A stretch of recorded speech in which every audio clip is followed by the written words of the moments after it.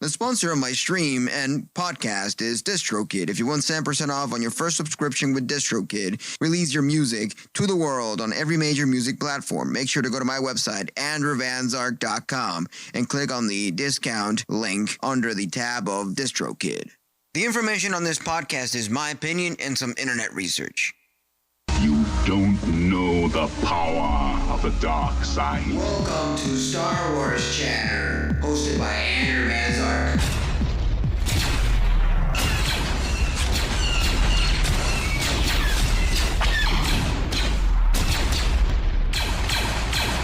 Now you're listening to Power.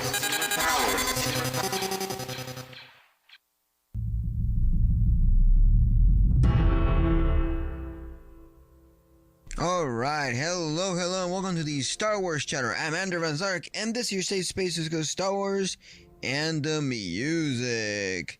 And today, we're gonna start discussing Chapter 4 of Ahsoka. Ahsoka's most thrilling and action-packed midpoint chapter yet. And it leaves fans freaking out for one reason. So, let's dive into this as soon as possible.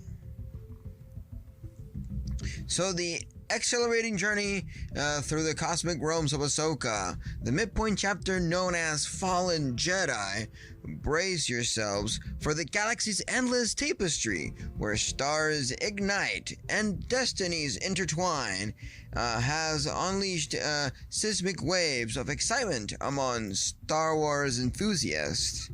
In the realms of Disney Plus, in all this Disney Plus stuff, our beloved saga continues. Its ethereal dance, Ahsoka, under the masterful guidance of director Peter Ramsey. So unfurls its wings like a radiant gem, promising a tapestry of adventures yet untold as we dwell deeper into the second act of Ahsoka, And for those who've traveled the galaxy far and wide, let us not forget Ahsoka Tunnel. Once the Jedi's dawn, now a twilight shadow.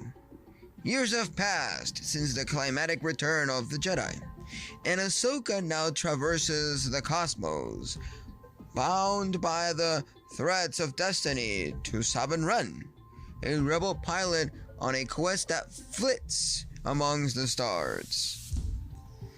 The enigmatic Ezra Bringer, lost in the unknown regions with Grand Admiral Thrawn, remains a beacon guiding their way.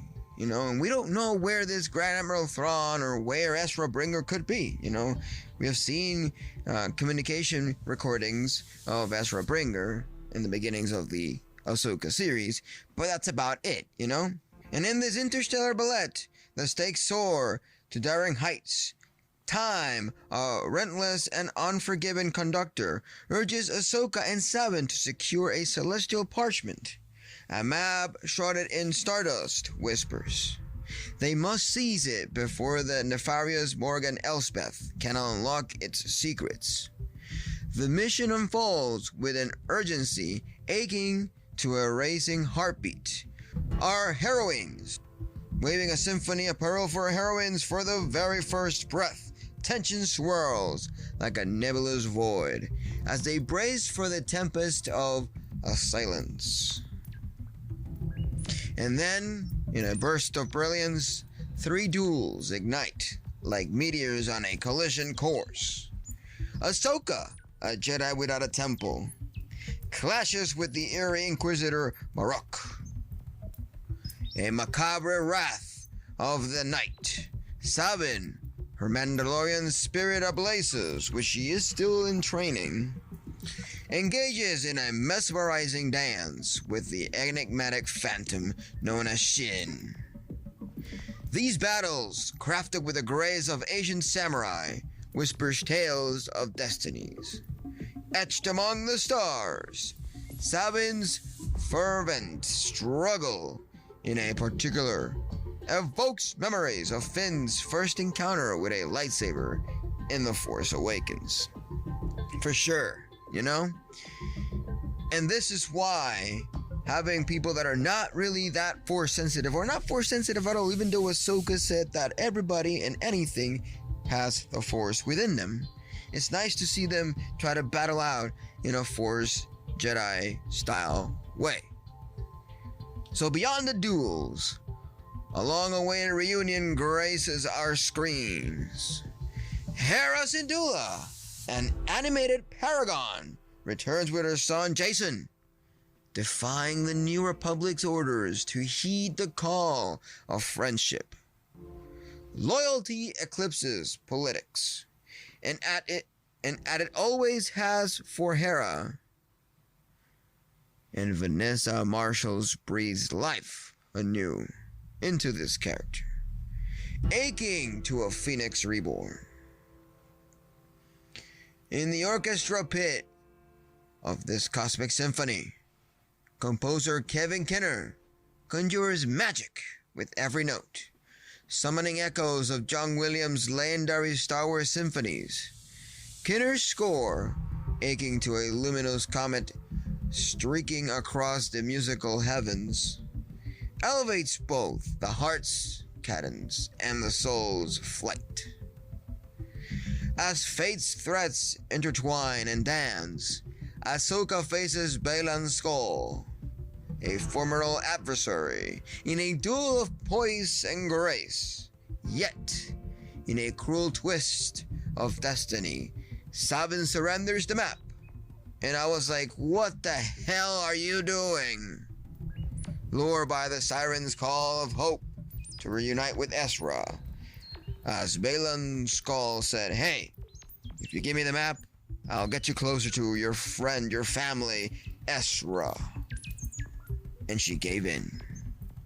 The climax, a thunderous crescendo, unfolds in a cliffhanger.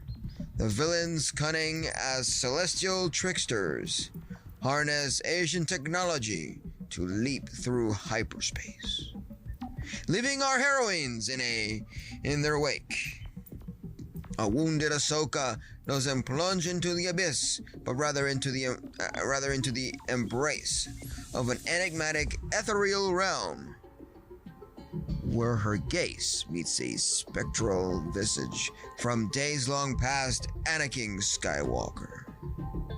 This reunion, a tear in the cosmic tapestry, hints at revelations waiting to illuminate the galaxy's darkest corners. What has Anakin been up to till this point? What are we up to at this point in time? Why is Ahsoka reuniting with Anakin, his former master, And Ahsoka was his apprentice for a while. He used to call her Snips. But now, Ahsoka walks alone, and this encounter could be quite the encounter. In this pivotal juncture, the fourth episode etched its mark in stardust, for giving a dividing line between the before and the after. The map vanishes into a cosmic ether. Villains edge closer to their elusive goal, and Ahsoka must still confront the specters of her past.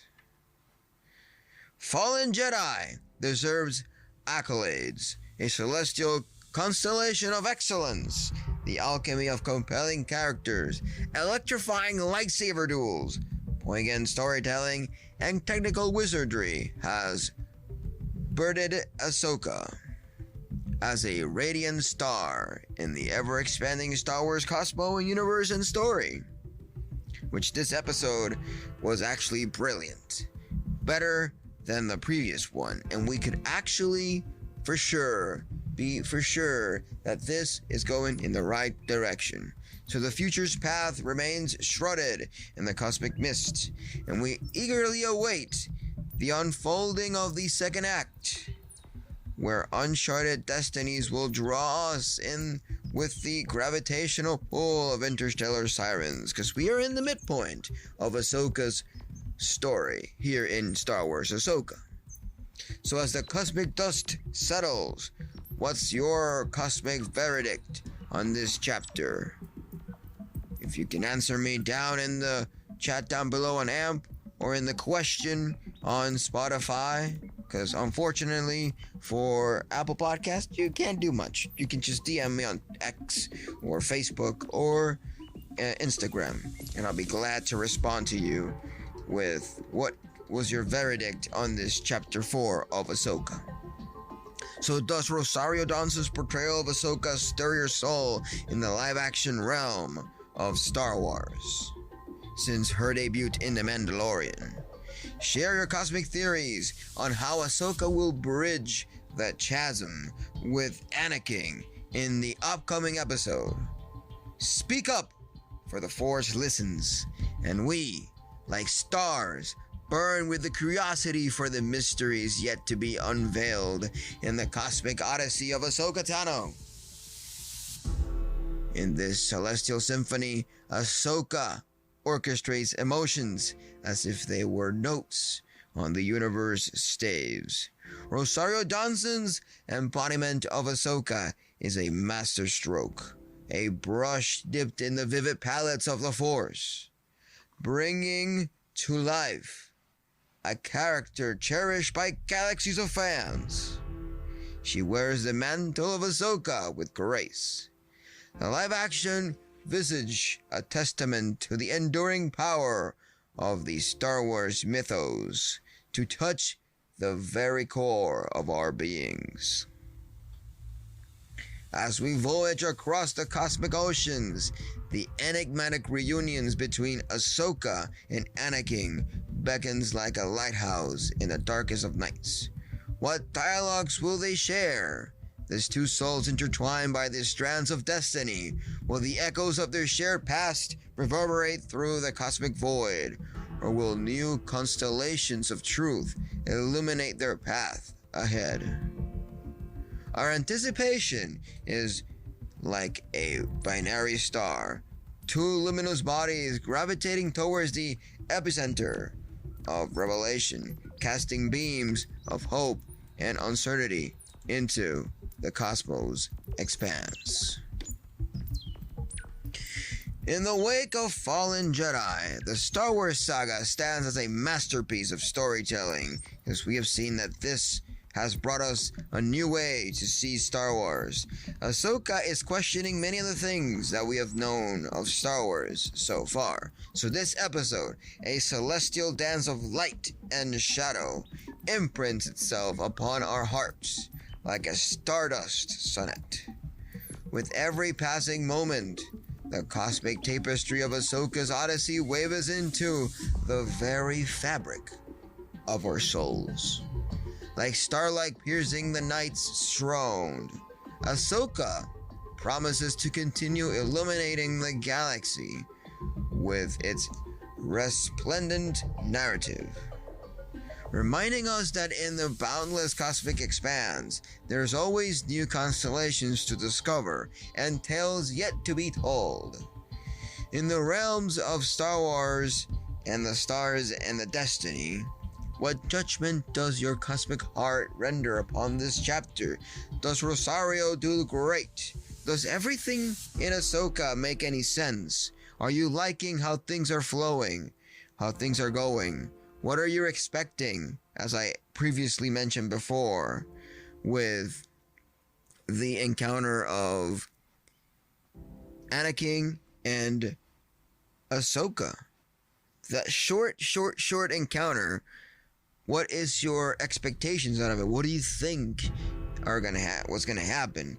I think what's gonna unfold is a really, really tense conversation and interaction between Anakin and Ahsoka, where we're gonna remember the past they had together, and probably she'll confront Anakin about things he did, why he's doing the things he's doing, or maybe Anakin is gonna try and remember and reminisce the good times they had together, and it's sad that she had to leave the Jedi Temple for multiple reasons. Remember, the Force listens, and we'd like your celestial wanderers to tell me and burn us with your insatiable curiosity for the revelations yet to unfurl, in the cosmic odyssey of Ahsoka Tano. We are yet to see what is to come. Will they ever find Grand Admiral Thrawn? What Baylan Skoll said that they're not forming a war. Is Grand Admiral Thrawn who could form the war. So what are we to expect here? Are they really gonna find Grand Admiral Thrawn and Ezra Bridger, or are they gonna come towards them at some point in time in the series? Those are things we have to keep in mind. Those are things that could be a thing that we could confront and we can go back and forth with, because they seem like great ideas, great theories that we can ponder ourselves into. We can never be so sure of what could happen unless we watch the continuation, the next chapter. You know, that's how things flow in Star Wars. And sadly, it goes slowly every Wednesday, you know? So, it's a great midpoint for sure. It's packed with gorgeous duels and leads us into unpredictable second half of the season, you know, in the second act.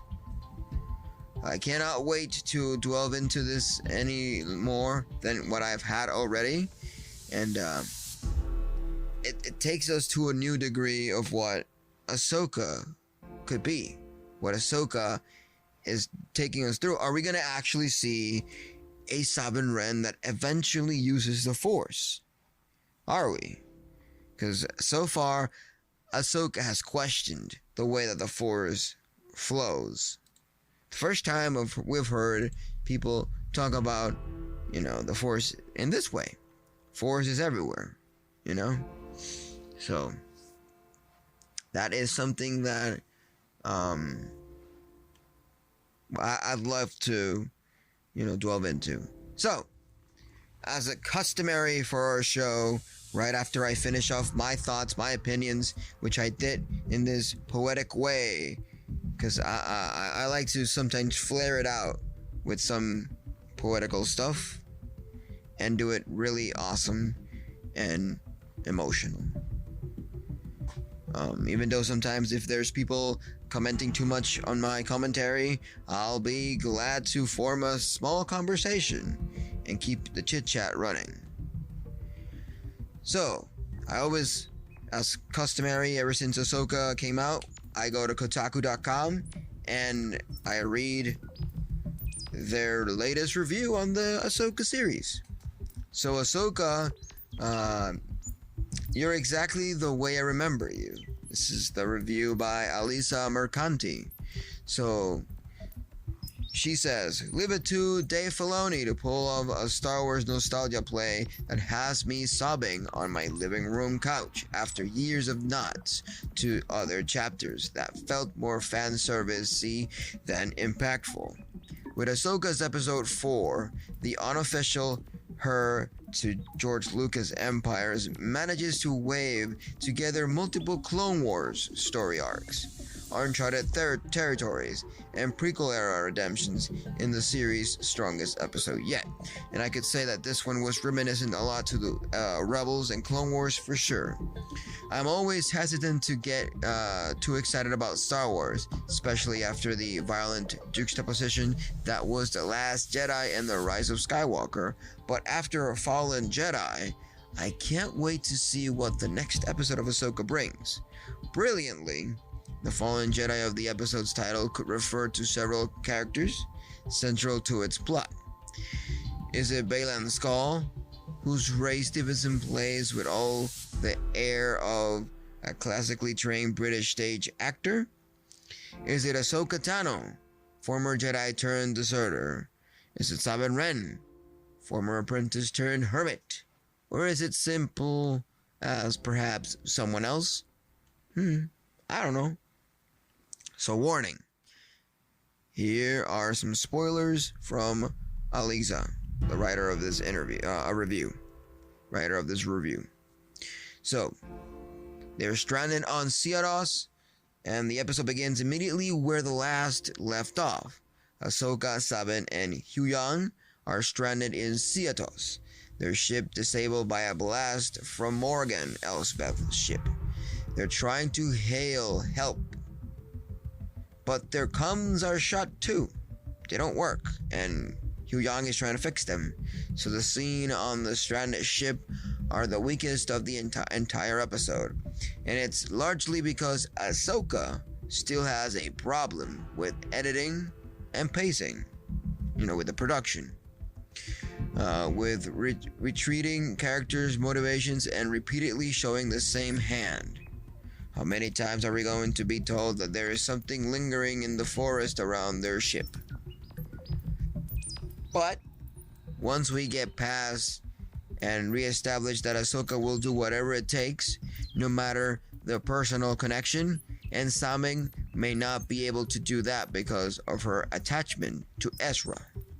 Ahsoka points out that they may have to destroy the map rather than let it be used by the baddies or villains to get Thrawn, even if it means stranding Ezra forever.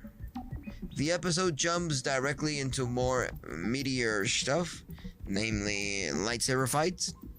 So Baylan has sent his personal pitbull, Shin Heidi, and the ever-elusive Marok to handle Ahsoka and company along with a few of Morgan's assassin droids and henchmen. The first wave attack Huyang's while he's working on the ship, giving us a hilarious fight that feels like Star Wars does Rock'em Shock'em robots, as two droids punch the shit out of each other. The clangs of metal rings throughout the blood-red forest. Somehow, Ahsoka and Sabin can hear the two fighting outside.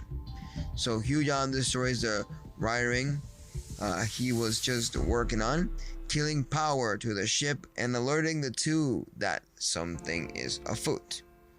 So Ahsoka and Sabin run out, guns blazing and sabers ignited, and make quick work of the henchmen and droids. It's a tightly shot, well-paced fight with sound designs that snap the crackles like a warm fire. Sabin deflecting blaster bolts with her Beskar vambraces is especially satisfying. The really good stuff, however, is waiting amongst the trees. And the two women know that as they set off into the forest, Huyang tells them to stick together, just before they run off. Elsewhere, Hera has decided to ignore the Republic's decision to not send aid to Ahsoka and Sabin, and heads there anyways, with a little squad of her own, which includes Paul Song-hyung's Lee, Captain Carson's Teva,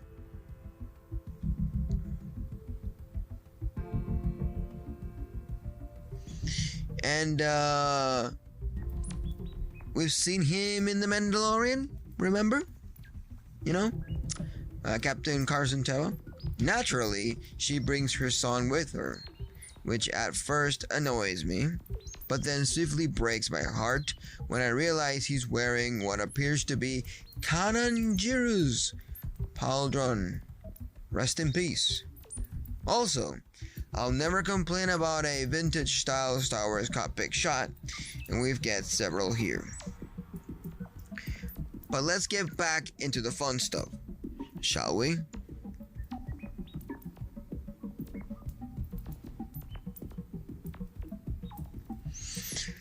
So up in smokes, Baylan and Morgan are finishing calculations for the massive hyperspace jump on the weird Halo Ring ship, and it's about to go on. Bizarrely, we get yet another scene where Morgan activates the map so that her ship can finish calculating their path.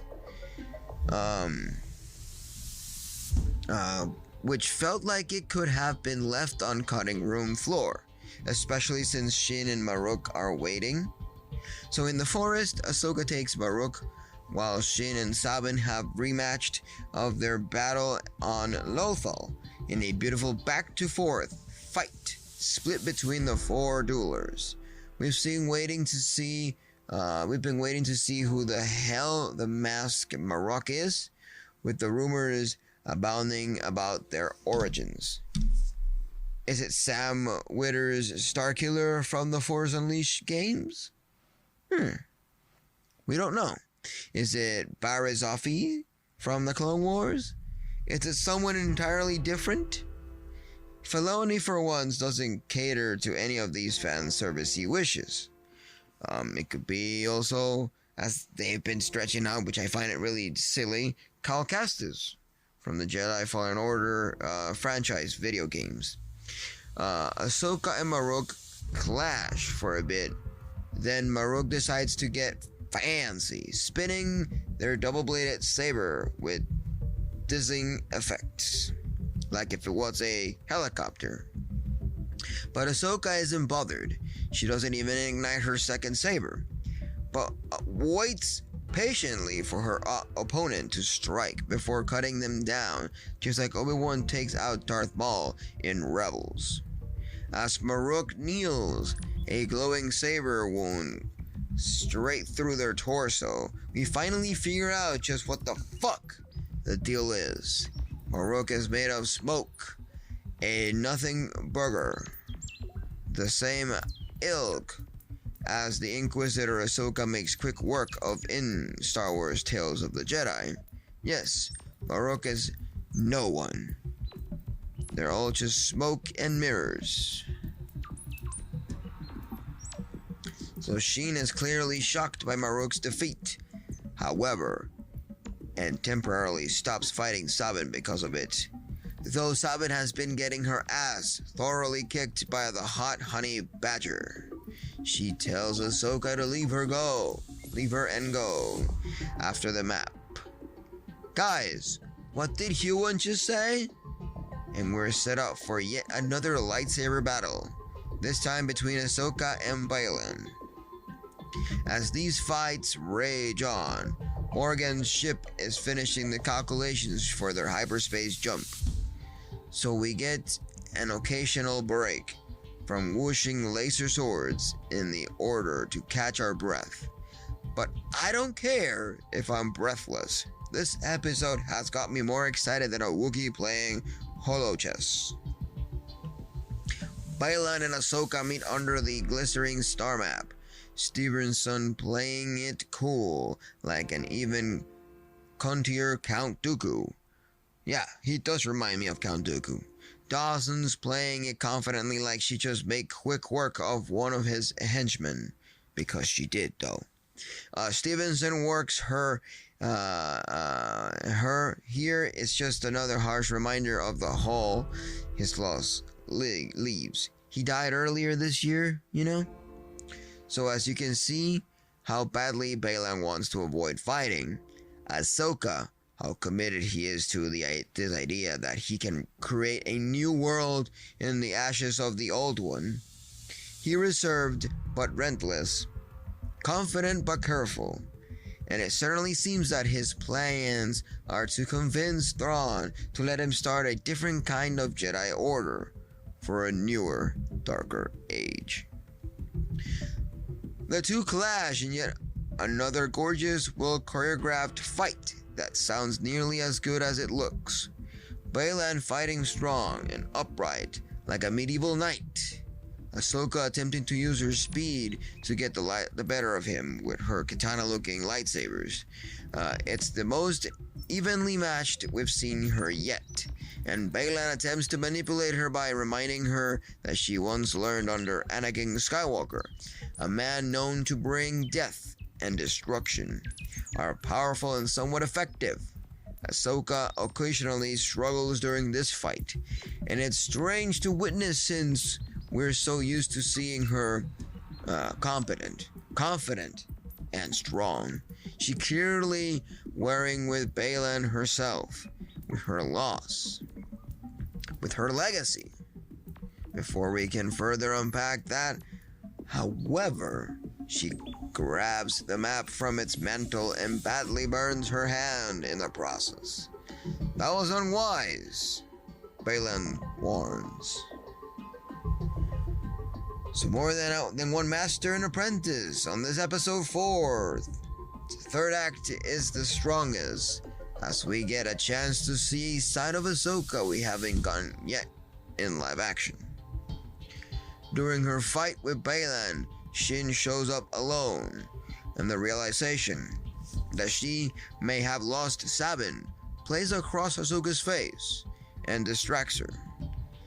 And with her hand burned from the map, she backs up against the edge of the cliff by Baylan. A flash of anger at the thought of dead Sabin gives her enough power to force smash Shinhides against a rock.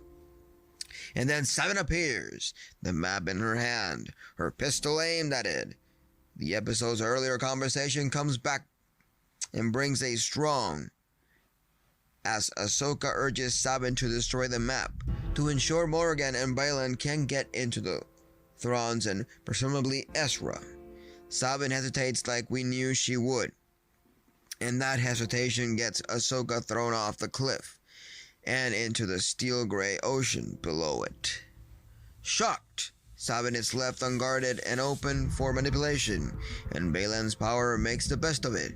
Stevenson shines here yet again, pausing to sense Sabin's warring emotions to determine that her relationship to Ezra is the key, especially with Ahsoka presumably dead and not falling off the cliff, as I said before.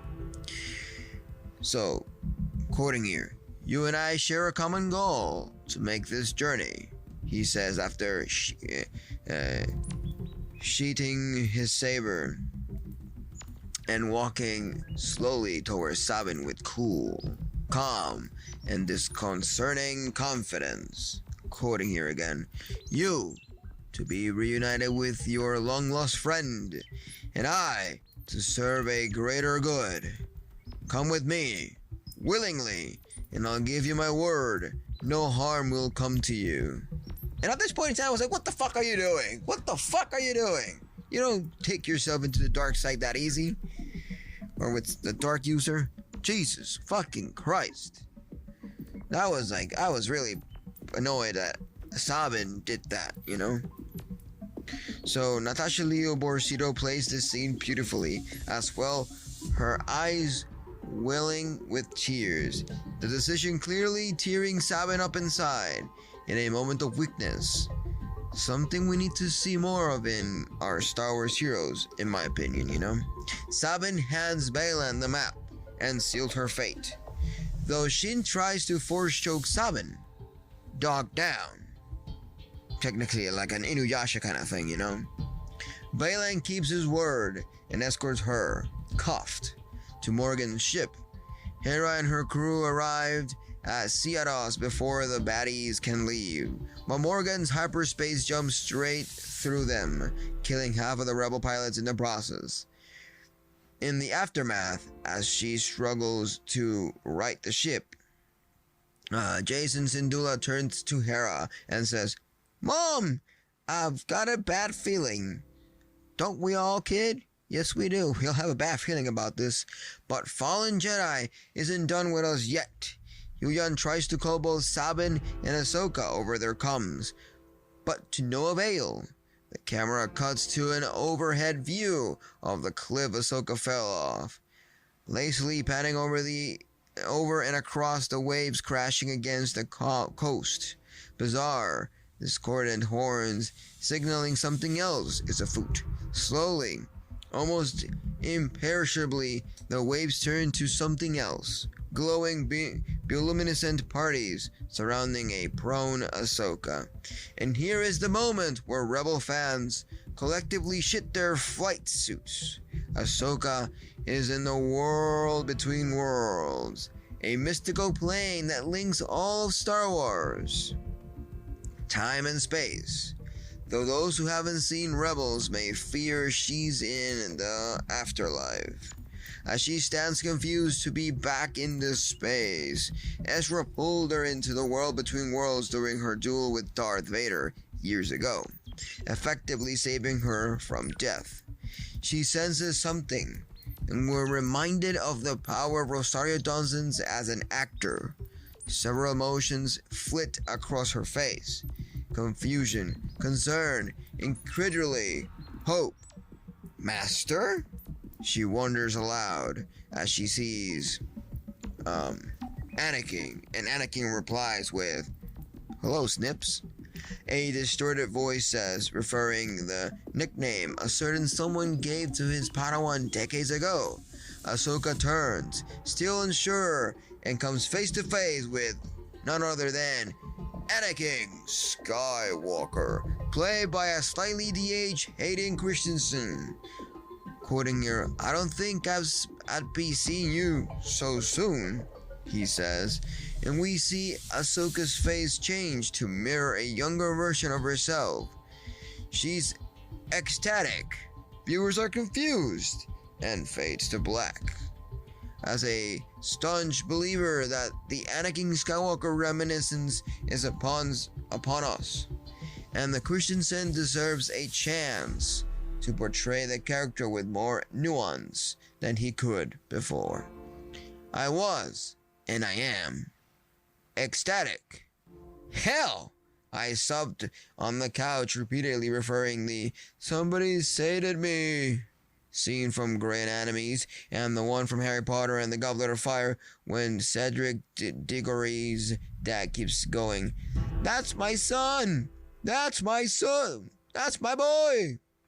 I know that I'm getting high off my own nostalgia supplies as a woman who believes Anakin is the best, yet most fundamentally misrepresented Star Wars character of all time, and a woman who was once a young girl that was blindly in love with him. I know that this is what Star Wars franchise does, throwing out older characters unwillingly de-aged or remapped onto different people's faces so that we'll coo and cry over them. But just this once, I don't give a fuck. I'm fully plunged in and ready for Anakin and Ahsoka to finally have the conversation they both need to have and will need to hear. So the next episode of Disney Plus airs Tuesday, September 12th at 9 p.m. EST on Disney Plus. Hell yeah. And yes, if you're wondering, Ahsoka at some point was kind of like drooling over Anakin, as most women do. So, these are my thoughts and the information I found on the internet of the Chapter 4 of Ahsoka. Hope you all have a great time. If you're not used to this new way of me saying it in a poetical way, I might be doing this more often when I'm not in too much conversation. So I hope you've all enjoyed. I hope you understood something and that you have been more interested in Ahsoka at this point in time. And I'll catch you on the flip side.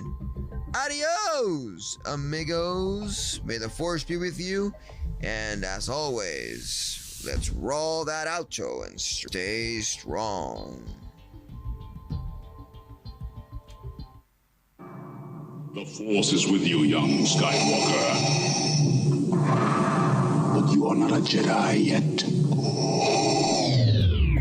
This was Star Wars Chatter, your safe space who's got Star Wars, music, video games, and other geeky topics. Listen on AMP, the Amazon Radio app, and get yourself started by listening to my music on every major music platform under Andrew Van Lark. But if you want to have more information, go to my website, www.andrewvanzart.com, where you can find all my social medias, music, and everything else all on one page. Trust in the Force, no lights beating, and buckle up. Now you're listening with power. Power to the music, and may the Force be with you. TV.